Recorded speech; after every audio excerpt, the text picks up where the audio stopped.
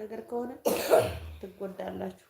እኔም ብቻ እያልኩ አይደለም፣ ብዙ እህቶቻችን አሉ። አሁን በቃ ዛሬ እንጀራ ከጋገርሽ እቃ ማጠቡን ልብስ ማጠቡን ታዩ፣ ነገ እቃ ጠቢ፣ ከነገ ወዲያ ልብስ ጠቢ፣ አለቀ። ልብስ ፕሮግራም ወጣችሁ ጠቡ። እግዚአብሔር እኔ እኮ እንደ ጉንድል ነው ስሽከረከር የምውለው፣ እንደ ጉንድል በዚህ ወጥቼ በዚህ ገብቼ ምናምን። ዛሬ ራስ እንዲህ እየተሰቃየሁ ቀስ ብዬ ተነስቼ እንጀራ ጋገርኩ። ሲያቀተኝ መጥቼ ተኛሁ። ገብሬን ሄዳ ጠፋፈዋል። እናንተ ስትኖሩ ነው ሁሉም ነገር የሚሆነው።